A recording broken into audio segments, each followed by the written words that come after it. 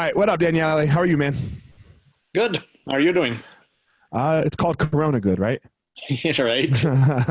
It's good, Yeah. but so you are in California, and man, California didn't get crushed like New York got crushed. Yeah, New York Uh, is, yeah, New York got crushed really bad. New York got crushed, but California not so bad. Not as bad. I mean, not great, but definitely not as bad as New York. Right, right. Not like overrun hospitals and stuff No, like that, right? none of that. So, None of that. So that's good. But you're a law professor, right? Were you I don't know. I'm sorry, not a law professor, in sure. school. Were you teaching at the time and then you got canceled? Like, what was it like? Yeah, what happened? Well, I mean, I kind of saw it coming. Like, I figured that's what was going to happen because, all the signs pointed that way. But I was still teaching some classes in person, face to face, and I knew that they were going to switch online really soon. I Right. was kind of ready for it because I taught online before, so it wasn't that big of a deal for me. But yeah, basically we shifted everything from face-to-face instruction to online, which has its advantages and disadvantages. It is what it is. It's not ideal, but it's not bad either.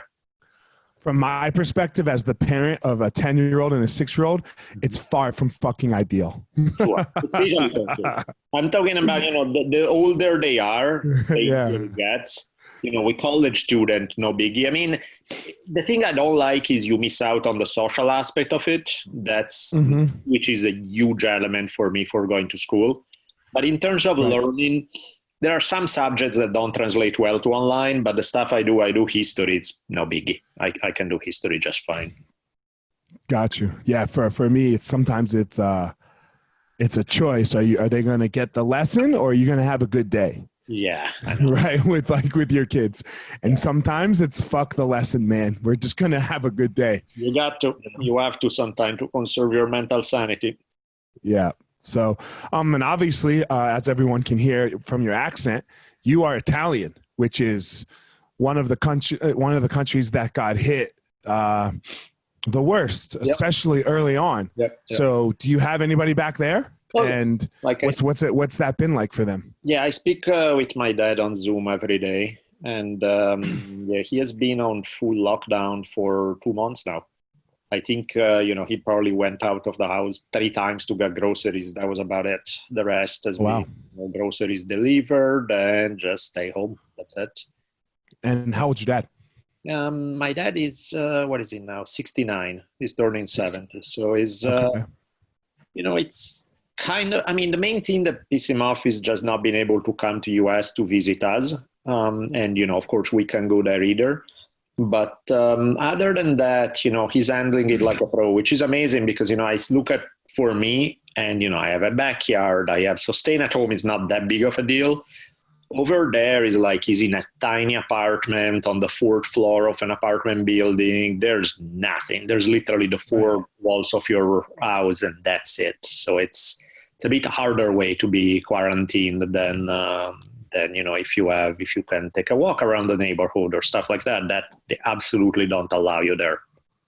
So they're not even allowed to go out of the house and walk. No, I mean you have to literally have a reason where you're either going grocery shopping or you're going to the pharmacy, or you can take your dog downstairs and bring him back up. That's about the extent of it.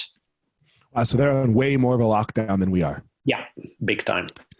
And are they having the social revolt a little bit that we are? I mean, like, so, because you have such a massive amount here in this country, Yeah.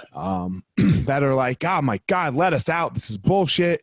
Like, what's the sense over in Italy? I mean, I think there's a little, but not nearly as much, and is not nearly as militant. It's more like some people are just tired and they are willing to start taking risks. But that's about as much as it goes. For the most part, people are like, no, this is the way. I mean, I don't know if he's representative or not, but all the Facebook posts I see of the people I know, they are all like, no, that's just how it is. Just we got hit way too hard and we need to flatten it. Why do you think it's different here?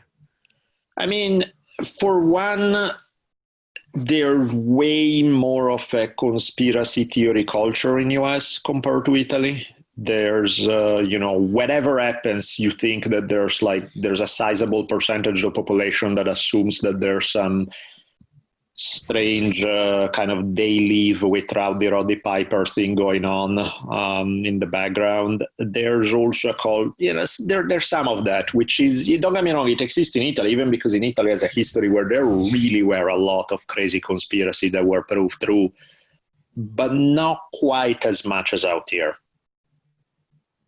You're saying there's more conspiracies that were proved true here than in Italy? Well, actually, it's funny. There were probably more conspiracies that were proven true in Italy than in US, than in American history, but there's more of a reaction to it in US than it is in Italy. I don't know if people just got used to it or what, but it's kind of like, right. One more.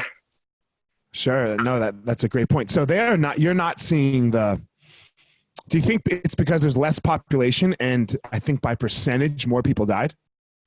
Yeah, I mean, the population is tricky because it's less, like I think Italy, if I remember correctly, is about 60 million people, but it's really densely packed. It's like 60 million people. It's like New York. Yeah, it's all in a place. Italy is more or less the size of California. So it's like you get maybe 1/5 of the population in the US, but all in one state of United States. So it's pretty densely packed. But it's a crazy setup there. It's especially in the cities, because you are really like there are no houses in the city. It's all apartments. I couldn't imagine like what you were saying. Like I have this nice house.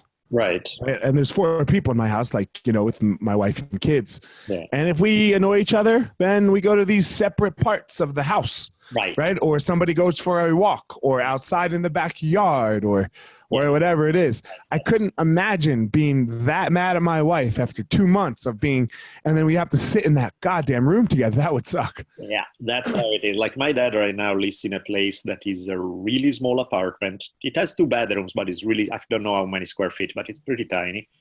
And, he lives with his wife in one room. And then in the next room, they have my grandma, my dad's mom that they are taking care of, who's like 95 or something. And that's it. So there's 3 people in this place. Yeah. And it's, if you go from the front door to the back wall, it probably takes you 20 steps at most. More or less. Yeah. So, we can't complain here. Yeah. It's really shocked me. I guess what's really shocked me with the whole COVID thing is that, so I am a martial arts teacher. Right? Like that is what I do for a living. And I'm pretty decent at it. Right? I feel like I'm a good teacher. Not the best, but I'm a skillful teacher. I couldn't imagine somebody watching 10 karate movies or even 10 jiu-jitsu, because I teach jiu-jitsu, or even watching 10 jiu-jitsu movies and coming and telling me how I'm doing it wrong. Right. Like, this is what's just beyond me. Yeah. Like, I'm fine with criticism. Right. Please. From another knowledgeable source. Yeah, of course. Right? But we have so much of this here in America. Yeah. And, like, is it the same in Italy? Like, is that the same? Like, where they're questioning the experts, like, who the fuck am I? Like, if you tell me to wear a mask, man, okay, I'll put a mask on. Right. Because every doctor's telling me to wear a mask. Yeah, it's tricky because, there's something to be said. There's, on one level, distrust of authority, there's something healthy about it, right? Because there have been so many times where authorities do shady things. But on another level, it goes way too far, where it's like, look, if you don't know what the hell you're talking about and somebody has spent their life studying it, consider that maybe not every single sort of authority is out there to get you and screw you over, that maybe they actually know what they are talking about. Just have an open mind to the possibility that, there are exceptions to, there are bad things that happen and authorities abusing their power, but there are also cases where not every single source of authority is evil, And I think there is that, there's that pendulum that tends to swing too far from one side of just pure dogmatism, listen to authority, don't think for yourself, to every authority is automatically evil. And it's like, no, wait, it's a little more complicated than that. Well, what gets me on this one, though, right? Like, and what gets me on this one is every authority saying the same fucking thing. Right. Right? Like, it's not just the American authority. Right. right? Yep. It's America, it's Spain, it's Italy, it's England, it's China, it's South Korea. Yep. It's everyone. Everyone is saying the same thing, and we don't even get along with all of these people, right? Like, yeah, that's what that's where it's. I'm way confused here. That's what I find funny about some of the conspiracy theories. Many of them are very US based. They are very about American politics. And I'm like, dude, this has nothing to do with American politics. This is a global thing that not every other nation in the world is into some crazy conspiracy because they want to affect American politics. They couldn't care less. Most people don't give a flying fuck about Donald Trump. Right. Like in the world, right? Like they don't give it. We have 330 million people. Yeah. There's 7 billion people in the world. Exactly. Right? Yeah. So most of them don't give a rat's ass that he talked about Clorox and that the US economy was good before all this happened. Right. Right? Yeah. But they're all talking about COVID. So why this is where I just don't understand how where all the conspiracy, I mean, Zeitgeist has to be true. Have you ever seen that movie Zeitgeist? Yeah. Where it's like 10 families or 10 people in the whole world are in control of the whole thing. Right. So it's either Zeitgeist or this is like a real thing in my mind. Right. Exactly. So it's we're here or there. Yeah. So yeah, and I think some of it also comes from just not having any more good sources of information. You know, there was a time when investigative journalism, people got paid for it and you work. Now there's just no money for it and that has been kind of one of the downsides of internet, that kind of good journalism has sort of died that way. And there are no commonly trusted sources of information. Everybody's automatically, you know, doesn't matter what you post or what information you get, is like, oh, you got it from such and such source, it's biased, I don't trust it. And there's nothing that is accepted across the board by people as a fact. Now, if you don't accept shared facts, then you can't have a discussion, because if we can't even understand that some things are what they are and you always assume that there's something else behind it, there's no discussion to be had. I was trying to make this point with my friends the other day, and I think I just fucked it up somehow. Like, one of my friends sent this picture from an article of somebody talking about percentages, right? And the motherfucker forgot to multiply by 100 after his division. Right. Yeah. So instead of 5%, he had 0.05%. Right. And he put the percent sign, and he did it multiple times. So I sent this picture to my friends. I was like, guys, look, you got to see that this is a problem. Yeah. Right? Like this guy is putting out news. People are sharing it. If you don't understand numbers and math, like basic math, then you think this is true. Yeah. And it divulged into, well, none of the numbers are true. I'm like, no, I'm not talking about the actual numbers, like how many cases or anything. I'm talking about if we can't agree on how to do math. Yeah, that's a problem. It's a problem, right? Like, because if you're never going to multiply by 100, you're always going to think that this was a conspiracy. Right. Of course. Right? Because there's a huge difference. There's a huge difference between 1% and 0.1%. Yeah, big time. And I think that's kind of where we're at, that a lot of it is ignorance. And there's a sort of cult of ignorance in some parts of the country where it's like, education is evil, education brainwash you, good old-fashioned ignorance is the way to go.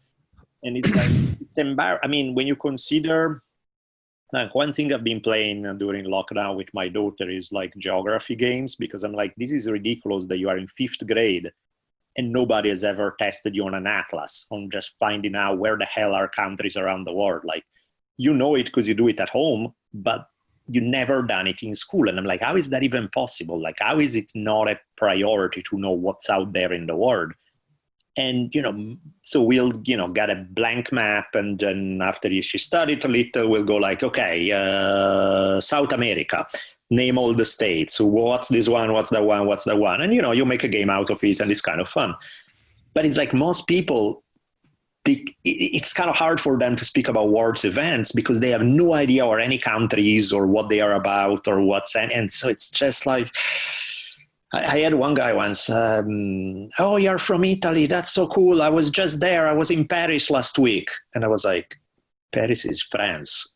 Did the guy really was in France and thought that was Italy? It's like, Jesus Christ. I didn't even know what to say. It was just like, wow.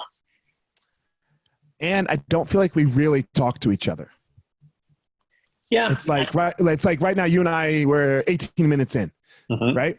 So we end this conversation, and yeah, man, I was talking to this guy from Italy the other day, but that's it, right? And then all Italians, they're done because of Daniele Bolelli's my one conversation with Daniele Bolelli, right? And it's like, man, that's just not the case, right? It's so much bigger than this. You have to spend a lot of time and really talking, like, and then not talking, shutting the fuck up and listening. Sure. You know?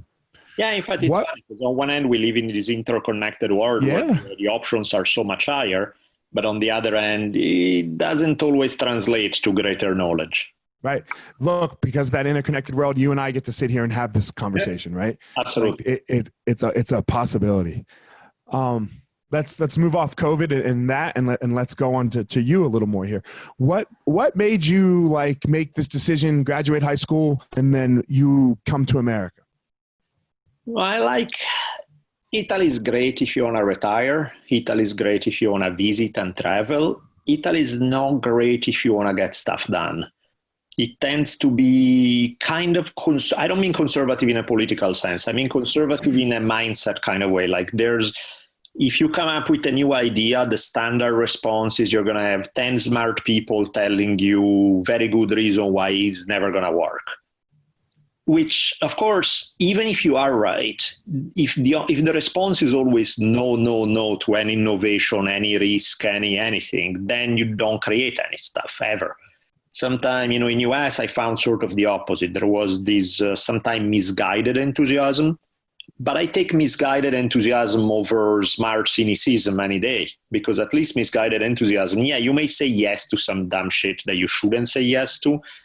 They are also taking chances. There's more possibility for stuff to happen. And so I was intrigued with that idea because I could see my life in Italy for the rest of my life, and it was all I could map it up and be very predictable. And I was like, I see a lot of limitations there. Whereas US, everyone in the world grew up watching Hollywood movies, so you kind of have a sense that is the center of the empire, right? Whereas like the rest of the world is consume everything that's produced within a few square miles around Hollywood. So I was curious to what would it be like? I had no idea. I had no idea about how bad it could get, how good it could get. I was like, And, my mom at the time she was a journalist and she was writing about cinema and stuff, and she was planning on moving to US. So I was like, maybe I can tag along with her and have sort of a soft landing if I move to US, and then just get a feel for it, see if I like it or not.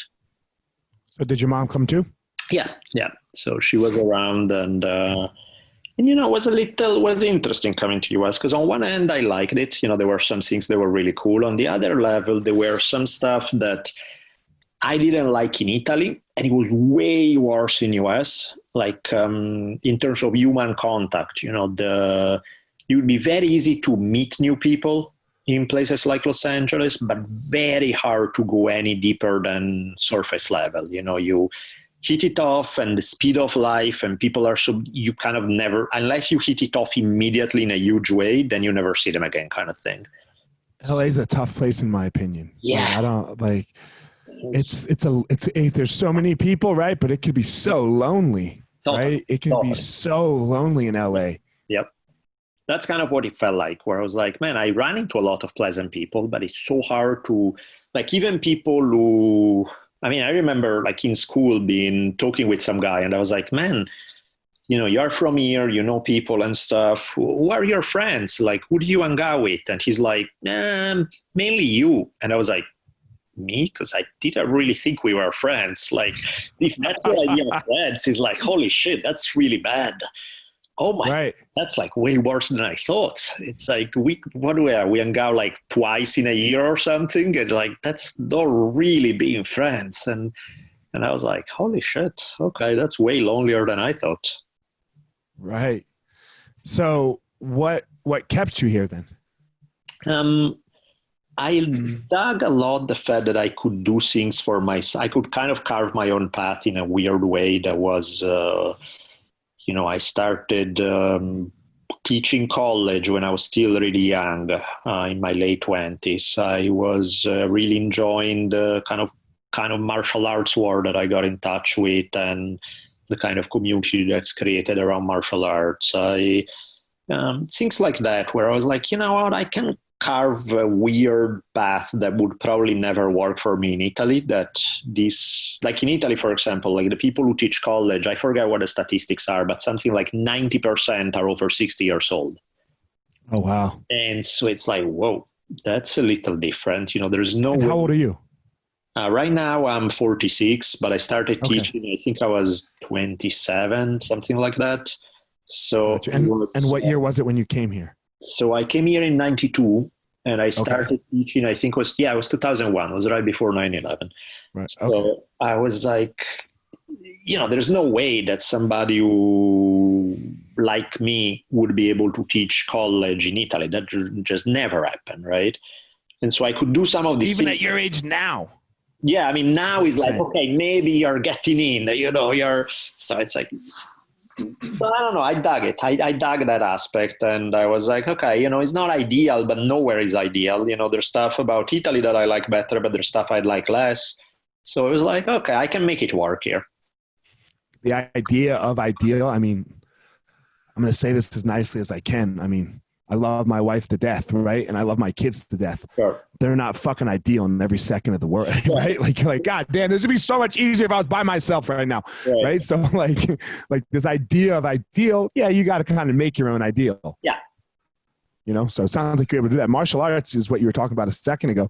Well, and I was reading your bio. You've done so many martial arts. Yeah, especially because, I started out before there was the first UFC.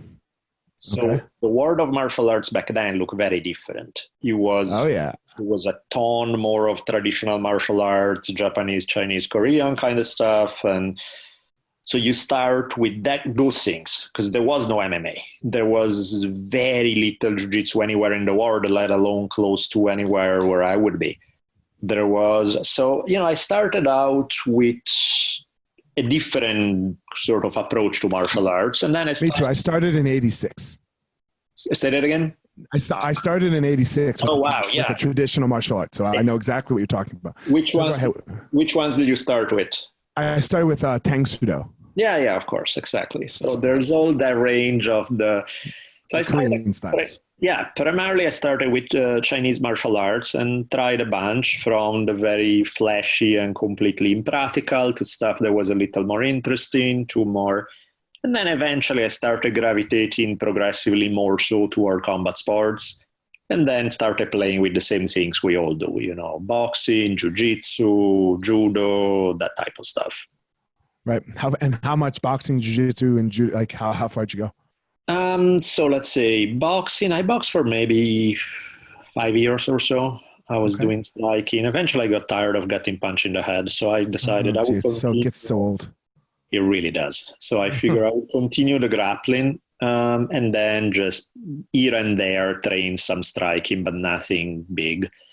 So primarily, I've been grappling. I think when did I start grappling? Somewhere around 2000, I guess.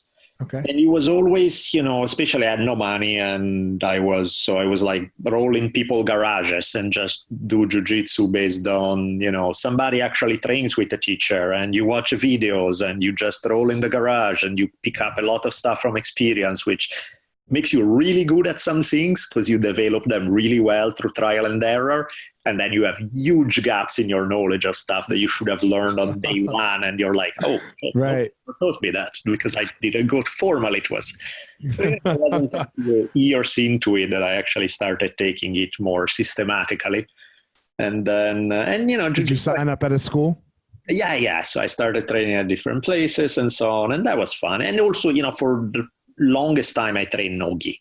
So there was no ranking, no anything. It was just you pick up stuff, no gi. And then eventually I was like, I guess I could put the gi on and play with it. And then eventually I also added more judo, because I was like, okay, I feel good about my ground game. My takedowns kind of suck. I mean, I know how to shoot a double. That's about it.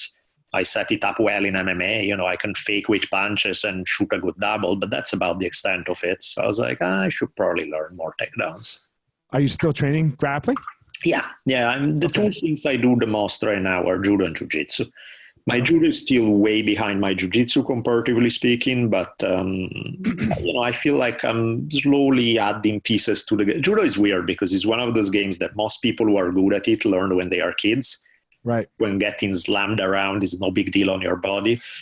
As you age, getting thrown sucks. Let's just say it is not fun. Look, and for me, that's the head trauma of it, which sucks for me, right? Because it still rattles you. Yeah. So one thing that I really like in terms of training is it's almost the way the Thai fighters spar Muay Thai, where they don't go full power. It's a lot of like timing and distance and very mellow.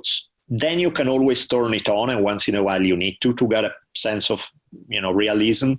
But 90+% of your training is dialed down to a level that it feels more like play and you're not getting slammed all the time. I like that with judo too. Like I think it's the best way to learn personally, right? Like, because I know how I trained for getting ready for fights. Mm-hmm. And my friend and I, we were just talking about this the other day. We sparred hard 3 days a week. Yeah, that's where one, it's not healthy. Let's not even talk about that, right? But two, for me, what that did is I got very scared to take any risk. Yeah, absolutely. Right? Because you pay so dramatically for the risk, especially at like the heavier weight, right? Like one shot from a heavyweight puts you down. Yep, big time. So so I didn't learn. I just learned a very conservative game on my feet, where I wish if we could have played a little more, right? Then I could have learned, because I learned jiu-jitsu very well. Right. Because jiu-jitsu is play. Exactly. Right? Like you tap. Like, that's it. You tap. Yeah. Right? I just tap and then I'm done and then I get to go again. Exactly. Yeah. Even if we're going very, very hard. Yeah. The end consequence is not bad. Totally. No, in right? fact, Where in terms of methodology, grappling is just so much easier to teach and to learn. And jiu-jitsu even more than judo, because jiu-jitsu you don't have the getting slammed to the ground aspect. And even something like judo or wrestling is still easier than striking because, you're getting slammed into the ground, but you're not getting punched in the head the whole time. So jiu-jitsu is so much easier to pick up. But I think there is something to be said about training stand-up grappling and even striking more along those lines. I agree. It's very important. I'm glad I have no regrets. Right. But I wish I would have done more of the Thai style. Yeah. Like if we would have sparred light every 5 days that we went light, we went 1 day hard. That would be cool. Yeah. That would have been all right. Balanced. Yes. And no hard out of camp. Like there's no reason for hard head contact. Nope. So it was very eye opening, and as a coach, we do it differently. So it's, where do you currently train jiu-jitsu? Like, do you do it like who's your instructor? Well, I mean, right now it's clearly tricky because of COVID and stuff. But you're telling me, bro. You're telling me I have 7 schools, man. They're all no doors open. That's terrible. Yeah. Now I've been training. I just moved, so I've been training until they closed the other day. Basically, I was training at this place called M3 in La Crescenta. Okay. Dan Yvonne is my instructor, Mike Verdugo for judo. I like their game a lot. They've had a great attitude both about, they teach judo and jiu-jitsu sort of like people in one class take the other a lot. There's a lot of overlap. So it's, I like it a lot. It's a fun, nice. I had a great time with those guys. And then now I'm probably going to still go, even because I like them and I still want to visit. So I'm probably going to make a trip to LA once a week to train with them and then get some local training the rest of the time out here. That's one thing that has been killing me, that ever since I moved, I already talked to the guy who has the place in town, because it's a tiny town where I'm at. There's one place. Okay. But it sounds very nice. I want to start. And of course, everything is shut down. And I'm like, I would just go in and train and meet people. But of course, I understand. It's a terrible idea right now. Yeah. So it is what it is. Well, jiu-jitsu is the antithesis of social distancing. Yeah, that's the thing that's flipping me out, because I'm like, okay, some stuff will reopen in, I don't know what the timeline is, but, you'll see a rolling of things happening. jiu-jitsu, what the hell do we do about that? Because we are grinding we're in each other's face the whole time. You're sweating on one another the whole time. How is that gonna look? And I try not to think about it too hard, because I'm like, I don't know. I think about it every day. I think about it every day. I'm sure you do, but like anytime I do, I get like, so I'm like, I don't know. What are your thoughts? So these, I have to be careful because a lot of my students listen to this, right? My thoughts are that COVID is very serious. Right. Okay. I don't believe this was an overreaction. I believe we did everything we had to do to stay under the curve. Mm-hmm. I think where most people are missing this of the reason of why we did what we did is they think that we did it so that people wouldn't get sick, wouldn't get corona. Right. I don't think that's the case. The case was so that people wouldn't get corona at the same time, and then the hospitals wouldn't get overrun. Totally. Most likely, we're going to get corona. You, me, everyone. Sure. Right? And 99% of us that are young and healthy are going to be just fine. Right. Right? Like, but that's, so when you compare it to the flu, that's the flu as well. Sure. Right? Now, for the old people, for the high risk, it's way more deadly than the flu. Right. Absolutely. Right? It's way more deadly than the flu. The problem with all of my theories is it's still such a young virus. Yeah. Right? So like, for example, in South Korea, my friend was just telling me about an article that he read where people got it healthy for a month. Mm-hmm. And then sick again, but not reinfected. The same virus, the same everything, right? Yeah. So it just lay dormant in them and then really, really sick. So we just don't know yet. And so there's so many hard questions about what to do, because I see both sides of it of like, I don't want old people dying. Of course. But I also don't want me and my friends and my restaurant friends and my all kinds of friends to lose their entire livelihoods. Absolutely. So it's a hard thing. I'm in the same boat. That's exactly the way I see it. It's word by word is precisely the way I see it. Where that's why I find some of those discussions that are so one-sided. It's all about, screw what happens to a small percentage. We need to reopen everything. And it's like, I see the point, but also you're taking it way too far. And by the same token, let's keep everything shut down forever, because it's like, you can't live that way. That's just not going to work.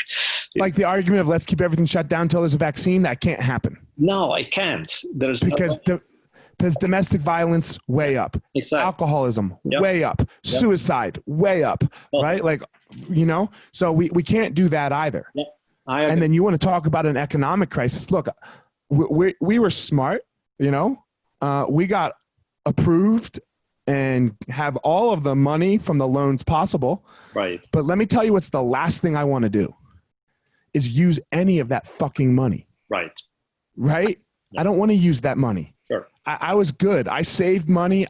Right? Like, I don't want to touch even at 3.75%. Yeah. I don't want to, right? Like, I mean, look, if you want to give me a loan for 3.75% that I can go buy whatever the fuck I want with, and I'm not tied to the SBA, I'll take that loan. Right.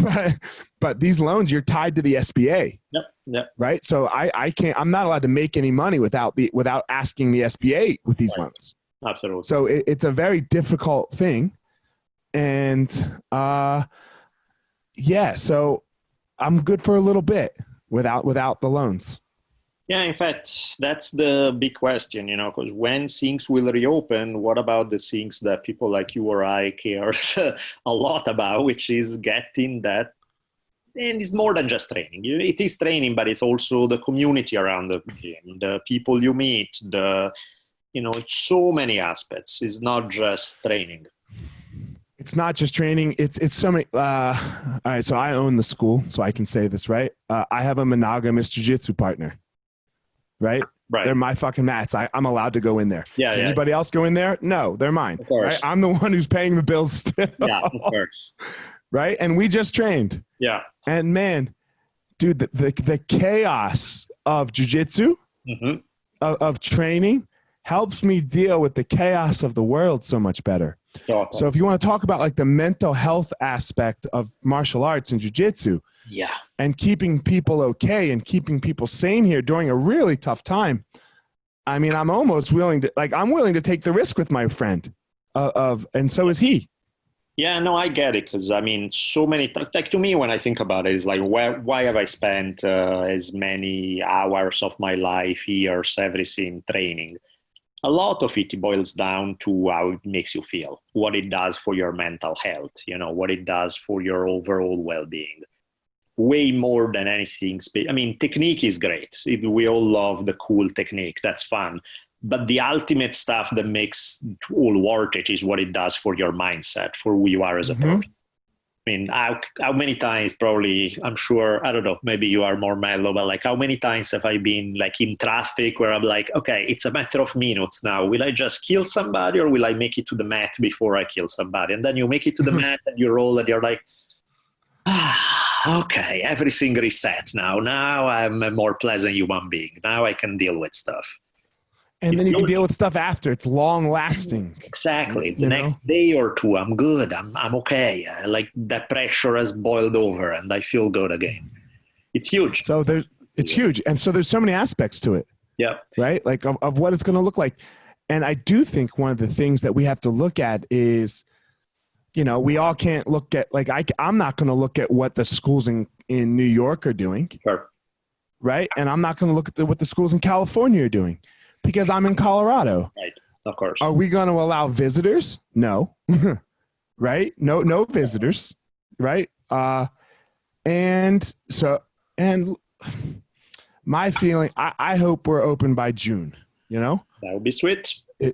I hope we're open by June and to a somewhat normal schedule. If you are my student and listening to this right now, don't hold me to the fire on that. Of course. It's not up to you. Right? I've tried in all the updates that we've given, I've tried to under promise. Yeah. Right? Realistically, I don't know. Yeah. Nobody knows, So we'll see. Our governor is going to readdress on May 11th what gyms are allowed to do. Right. That makes sense. And then we'll go from there. Yep. I have the same thing you have. Like I'm doing, like my girlfriend, she fights professionally for one. Okay. And so, we were like, okay, we have space at home. Let's roll at home. It's just you and I were in the same house anyway. Might as well. So it's like, okay, this feels good. This helps. Yeah, it helps. Yeah. You also have this education side of your life that we talked about a little bit, right? Like, but then you also have this other side of your life of this like public figure a little bit, right? With your podcast and your books, and let's talk about that a little bit. What first your author, your book stuff. What have they been about? Like, I know I saw one you wrote totally about martial arts. Like, take me through that process for you. So, I mean, I grew up in an environment where that was just normal. Like my dad wrote, 20 books. My mom wrote like 4 or 5. My mom was a journalist. My dad wrote constant. So it was like, that was part of how you express yourself. There were books around the house all the time. So I read a lot. I started writing as a kid. It was just part of how it was very encouraged that way. And so I started out so I always thought like I want to write books. That's one of the big things I want to do. And I started out, I wrote one book that was, about philosophy and martial arts called On the Warrior's Path. I published it first in Italy because then eventually it took a few years because my English sucked when I first moved, but eventually I started getting decent enough with writing writing in Italian and writing in English is two completely different things. The Italian is really long-winded and sentences are very la la la la la la la la la la la la la la la la. It's really long. In English, if you do that, you lose people attention in 3 seconds. So you need to be much quicker and to the point. So I had to kind of relearn a whole new style, started writing in English. So published that one, was called On the Warrior's Path. Then I wrote some stuff that was sort of, I guess you can say it's about religions, but it's about philosophies, religions. It's more of a kind of an approach to knowledge. It's sort of the way Bruce Lee approached martial art styles of like pick from various different sources to create a path that makes sense to you. that was doing the same thing with sort of philosophies and religions. So I wrote about that. Can we stop there? Can we talk about that? Totally. So because this is such an interesting topic to me, religion, and spirituality. Yeah. So I'm a very spiritual person, I would say, but I don't follow a religion. Sure. Absolutely. Which I like what you just said. Like it's Bruce Lee's like, man, I wear these beads. My friend he just gave me these beads. Right. I fucking love, they're like Buddhist beads, right? I fucking love these things. Right. But I'm not a Buddhist. Right. Of course. But they're amazing to me. Like I meditate with them. Right. And it's really an amazing, I love them, but I follow no religion. And there's some things that, like Jesus said, that are great, and Allah, like, and Muhammad, like there's a million things. Yeah, I'm a big fan of that idea of like an inclusive approach to knowledge rather than an exclusive one. Like much like with martial arts, where it's like you have the karate guys who tell you taekwondo is stupid, and the taekwondo guys who say no, judo sucks. It's like the reality is much in martial arts, same as in life. There's more than one way to knowledge, and actually the odds are that you're going to find some gold nuggets in a bunch of different sources. So that ability to look at stuff and not have to defend membership in one, like I'm going to buy 100% of these and that's the whole truth and everything outside of it is stupid. That's just not the way life works. You're going to more likely than not find a little bit that's good and some stuff that's not so good in one tradition. So why should you carry the weight of all the crap when you can just focus on the good things that make sense to you, that you can apply, and then you find some other thing in a different field, and you mix it in a way that ultimately is who you are as a human being. I think this is how we get back. I think this circles back to our earlier conversation of why we have such trouble believing sometimes, or like, why we're all over the place. Sure. It's because, man, you got to be all right or all wrong. Yeah. Like it's like a religion, like your politics and your beliefs, every belief, it's like a religion, and it doesn't have to be that way. Right. Like, man, look, I'll say it. And people know it who listen to this podcast. I'm an Obama fan. I like Barack Obama. I don't like everything he fucking did. Of course. Right. Of course. I don't like everything he did. I don't like Trump. I don't like him. I won't say everything's bad. Of course. Right? Like, I'll never vote for the guy. There will be nothing that will make me vote for him. But I won't be like, every single thing that's happened in this last 4 years has been absolutely awful. Of course. Like, why do we have to go down these roads? I think it's laziness. I think it's so much easier to just paint the world in black and white, where it's like all good, all evil, because if it's that way, you don't even have to look at evidence or consider things or think about it. You can just be very dogmatic and run with the program. Whereas if you don't, that means you have to consider carefully everything. And have a very, this is true, but wait, it can also go too far. And it's more work, and most people are like, fuck work, that's way too hard. Just give me a flag, give me some slogans that I can recite, and tell me who the bad guys are, and that's it. But they'll work in the one direction, right? They'll do all of the work defending their right.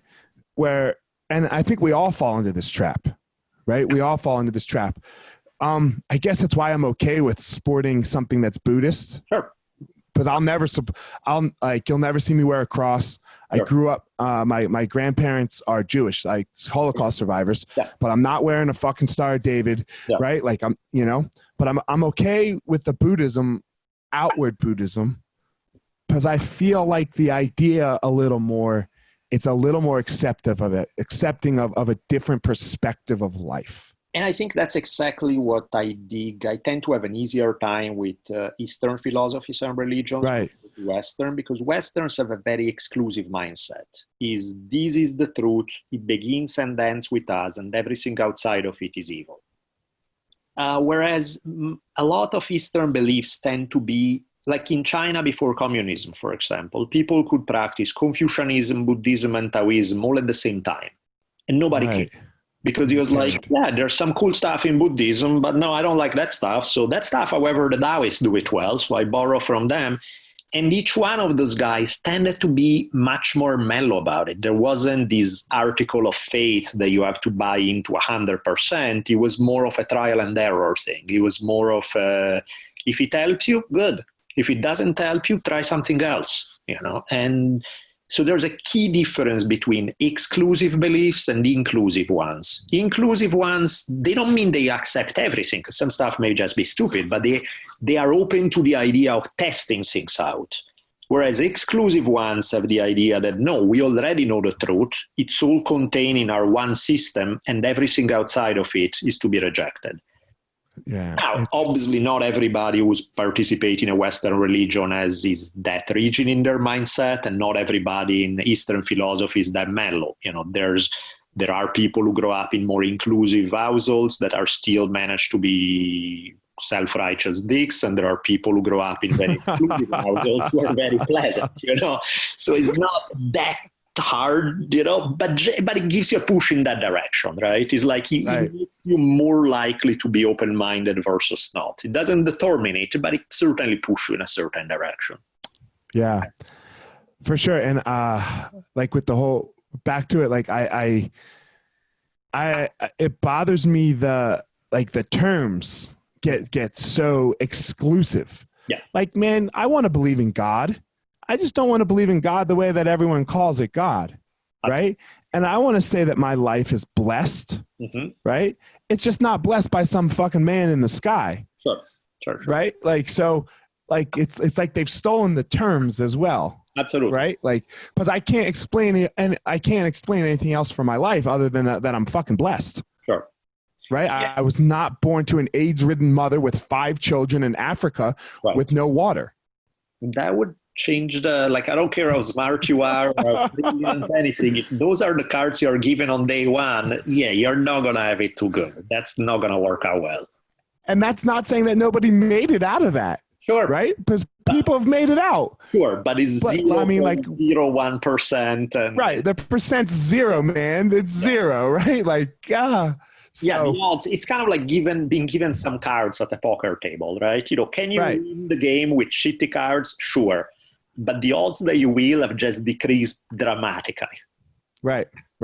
I would love to start with pocket aces over 7-2. Yeah, exactly. It's like, but you know, you start with that is a good start. The odds that you do well have just dramatically improved. Right. Way up. You know? So man, that, where has are you religious and are you spiritual? Are you religious? Where are you on this, I guess?